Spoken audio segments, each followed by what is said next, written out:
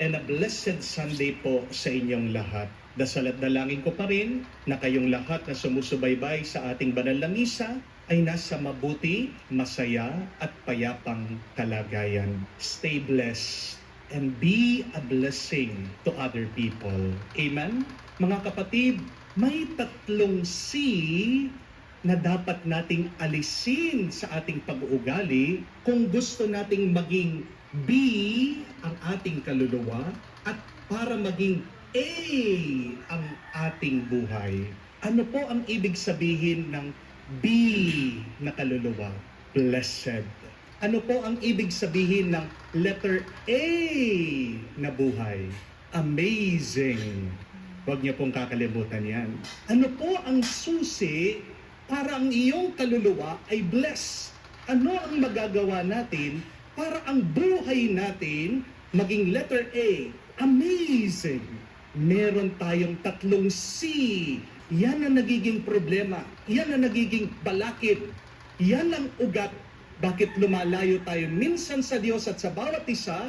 Bakit minsan din nagiging magulo at pangit ang ating buhay? Ano po ang tatlong C na ito? I want you to remember this. The first C is coveting. Stop coveting. Ano pong ibig sabihin ng coveting? Pagnanais, pagnanasa. Nasa 10 utos po yan. At pang-ilang po sa 10 utos, the 10 commandments, yung sinasabi, yung utos sa atin, thou shall not covet your neighbor's goods. Ano po? Pang-ilan po? Patay. Hindi alam. Walang sumasagot. Alam na alam, hindi memorize sa 10 utos. Ha? Guilty? Guilty. Memorize siya naman po. Ito po ha, madaling-madali ito. Dahil yung utos po na wag dapat tayong magnanais o magnanasa sa mga bagay na meron ng ating mga kapatid ay pang-10 utos. Ganun lang po kadali.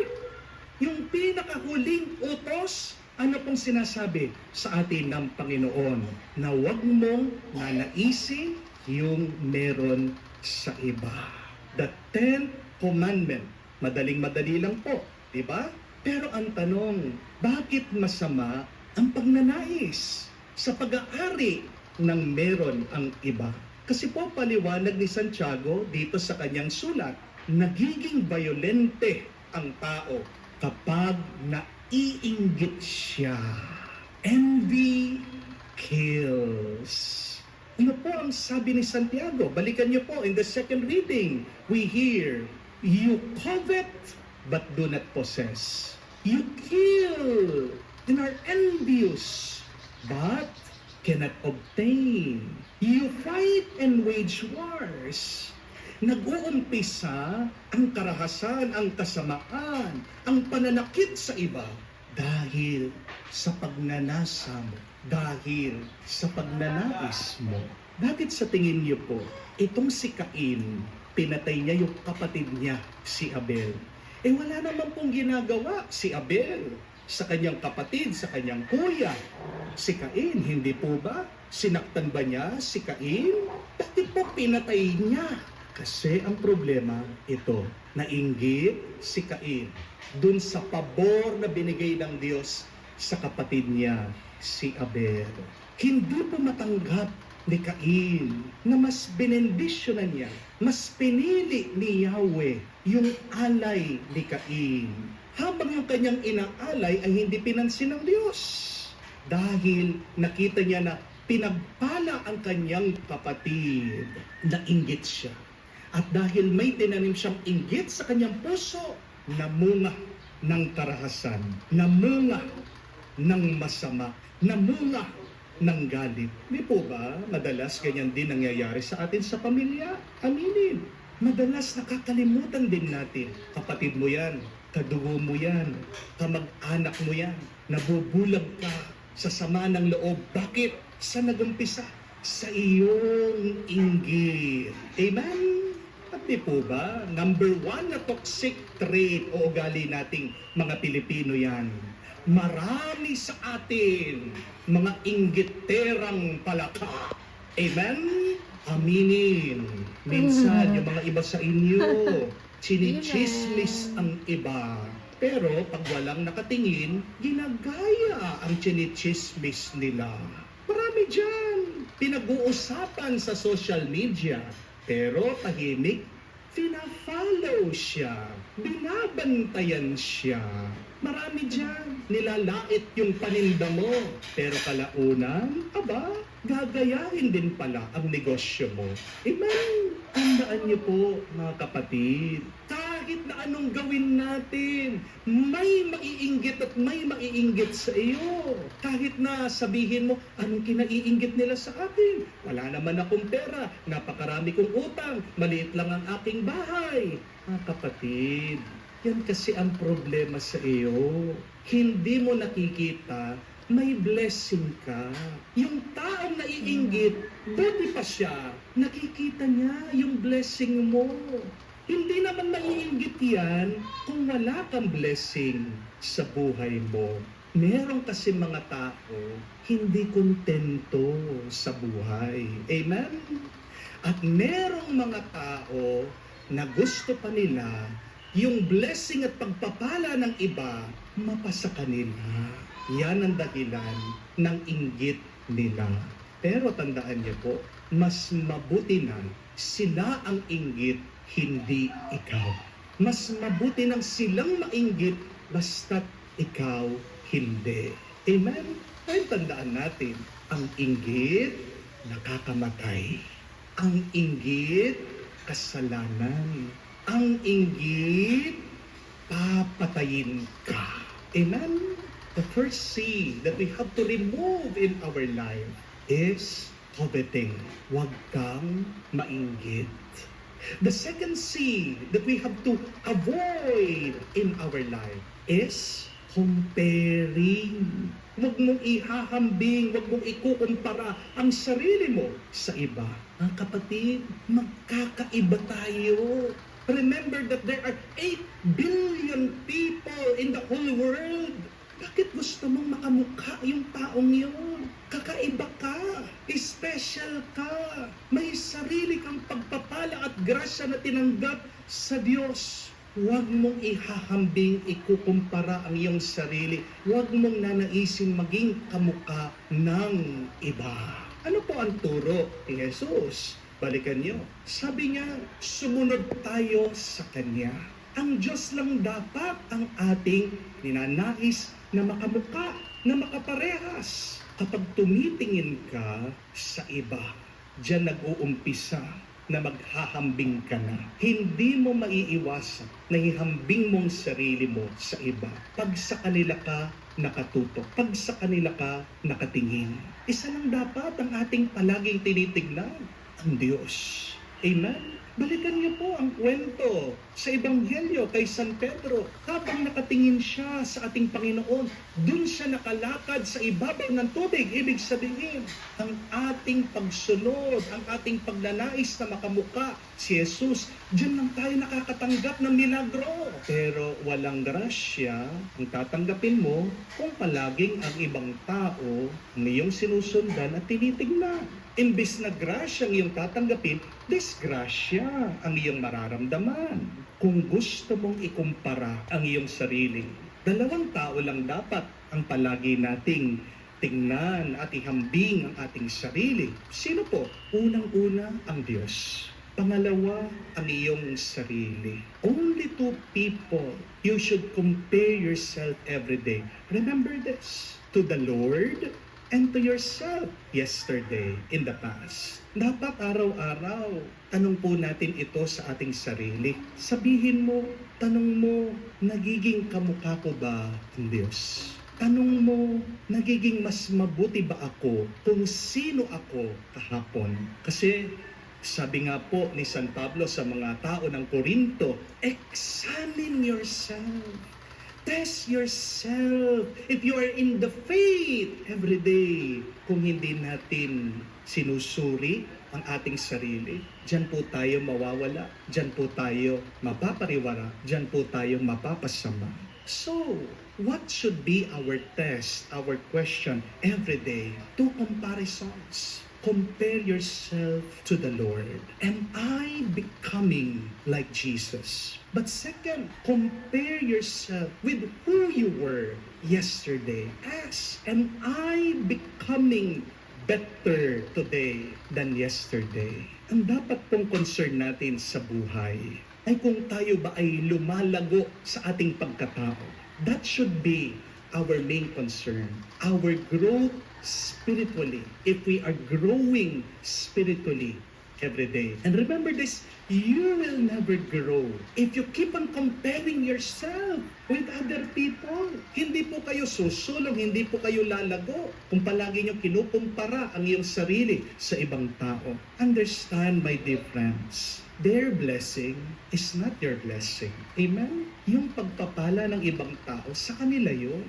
Meron kang sariling pagpapala. Magpasalamat ka muna at manatili ka dyan. Tignan nyo nga po yung manok at yung maya. Ano po sa dalawa na ibon yung mas malaki? Siyempre yung manok, hindi po ba? Pero tanong ko po sa inyo, doon po sa manok at sa maya, sino po sa dalawang ibon na ito ang mas maganda na kumanta? Saan po dito sa dalawang ibon na ito mas magandang pinakikinggan yung kanilang awit, yung kanilang tinig? Di po ba yung maya? Kung pong yung maya, maliit lang yan. Kung may isip yan, nakikita niya yung manok, naiinggit siya. Kinukumpara niya yung sarili niya doon sa manok. Sinabi niya sa sarili niya, buti pa yung manok, ang laki-laki. Buti pa yung manok, ang laki ng kanyang itlog. Ako, ang liit-liit ko. Alam niyo po, kung nakakapag-isip ng gano'n yung maya, hindi na po siya kakanta. Hindi po ba? Oo. Malaki nga yung manok, pero hindi naman maganda yung kanyang tinig. Di ba nakakasakit, nakakairita po yung tulaok ng manok? Pero yung maya, maliit man yan, pero pag binuksan niya yung kanyang bibig, ang sarap pakinggan ng kanyang himig, ng kanyang awit. Ganyan kapatid, unawain niyo po, may sarili kang talento, may sarili kang galing, may sarili kang bendisyon na galing sa Diyos. Oo, hindi ka man mayaman, pero talino ka o matatalino yung inyong mga anak. Oo, sabihin mo, hindi perpekto ang iyong mga magulang. Palagi silang nag-aaway, mainitin ang kanilang ulo. Pero marami kang kaibigan na mabubuti. Oo, sabihin mo, maliit ang bahay mo. Mahirap lang kayo. Pero pagpasok mo sa bahay, nagmamahalan naman kayo. Kayong magpapamilya. Oo, sabihin mo, may sakit ka. Nahihirapan ka. Pero nagpasalamat ka na ba? Dahil nabibili mo pa rin ang iyong mga gamot. Dahil nakakakain ka. Dahil may nakakapagbantay sa iyo. Remember, my dear friends, do not compare your life with others, because comparison is the thief of joy. Namamatay ang ating tuwa at galak pag hinahambing natin at kinukumpara ang ating sarili sa buhay ng ibang tao. Second C, remove this. Stop comparing yourself with other people. Amen? Third and last C, remove competing. Remove competing. Huwag ka makikipagpaligsahan, makikipag-unahan sa iba. Bakit? Dahil ang pakikipagpaligsahan ay para sa mga talunan. Remember this, my dear friends. Competition is for losers. Bakit po pang talunan lang? Yung pakikipagpaligsahan, pakikipag-unahan sa ibang tao. Pansinin niyo po, pag gusto mong higitan yung iba, ano yung nararamdaman niyo? Di ba? Meron kang galit, meron kang inis, meron kang sakit ng loob, lalong-lalo na pag hindi mo sila naunahan. Pag nakikipagpaligsahan ka sa iba, ano yung nangyayari sa inyong kalooban? Masaya po ba kayo? Payapa po ba kayo? Gusto mo maging mas mayaman ka? Gusto mo mas maging malaki ang bahay mo? Gusto mo mas maging maganda ang iyong sasakyan kaysa sa iba? Nagiging masaya ka ba? Habang pinapagod mo, inuubos mo ang iyong buhay dyan sa iyong pagnanais?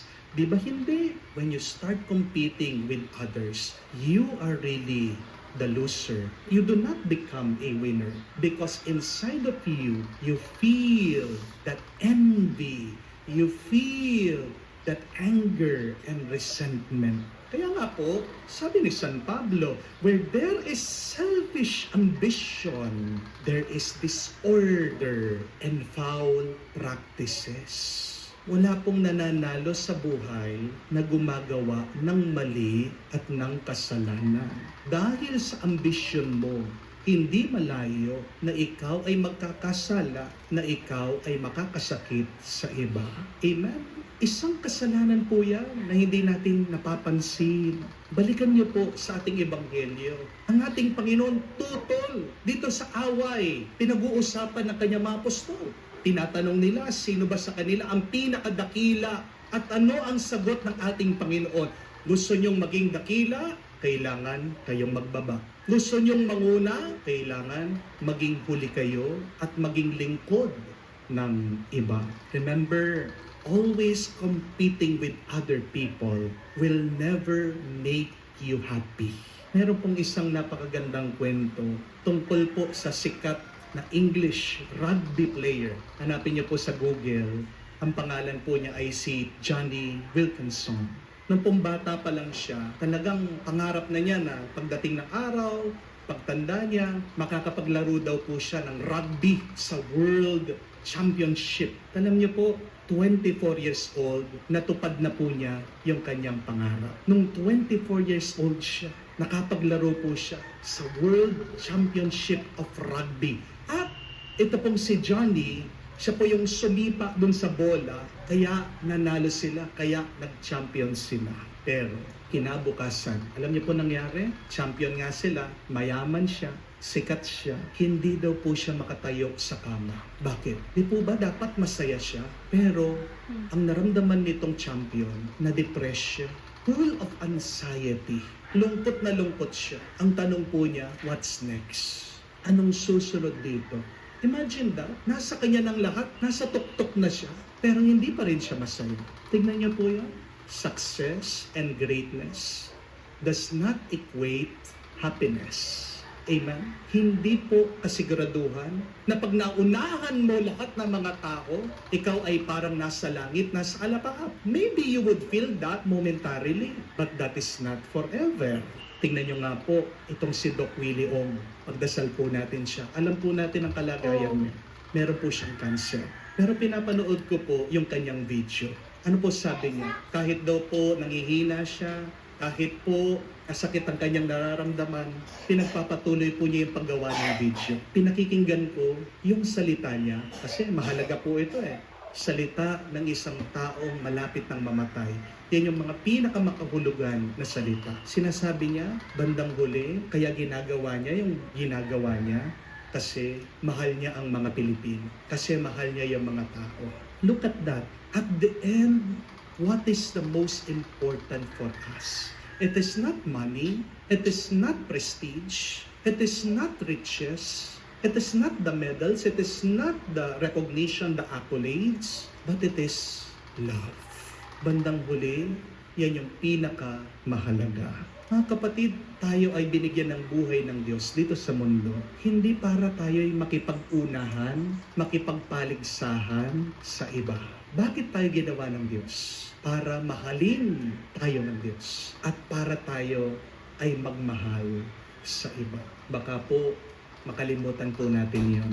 You are alive not to compete, but you are alive so that God can love you, so that you can love other people, and you can love God also. Kaya nga po, pag kayo ay nakikipagpaligsahan, ang unang-unang namamatay dyan nawawala, pagmamahal, pagmamalasakit. Hindi po ba? There should be no competition when you love.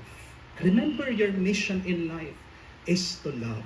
And when you love, there should be no competition. Tatlong sipo ang kailangan nating isi-section sa ating buhay. Anong ibig sabihin ng C-section? Cesarean.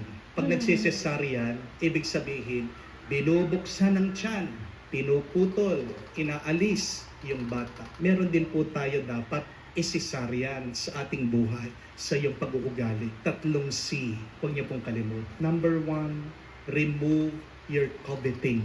Huwag ka maiinggit. Second, remove your comparing. Tandaan mo, ikaw ay pinagpala. You are also blessed. Hindi mo kailangan tingnan, ikumpara ang iyong buhay sa ibang tao. And third, remove your competing. Hindi ka dapat makipagpaligsahan, makipag-unahan sa ibang tao. Ang buhay ay isang paglalakbay. Hindi naman yan karera. Amen? Magdasal po tayo. Mga kapatid, maalis sana natin sa tulong ng Diyos ang tatlong C na ito para ang iyong kaluluwa maging be blessed at ang iyong buong buhay maging letter A, amazing. Amen. Sumasampalataya ako